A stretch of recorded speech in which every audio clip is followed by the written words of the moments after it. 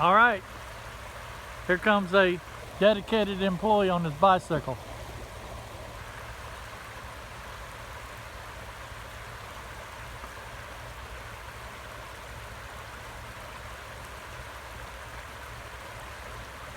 No big deal.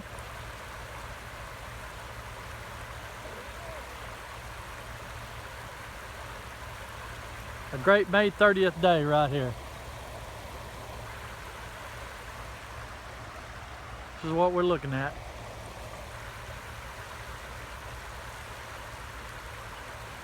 #1 employee right here, showing up for work. Get it, Larry. This is a golf course. There's the staff. That is a dedicated employee. So what's it look like? Wanted to come in and make sure the course was safe and secure, the buildings. We take pride in what we do at Rebsamen.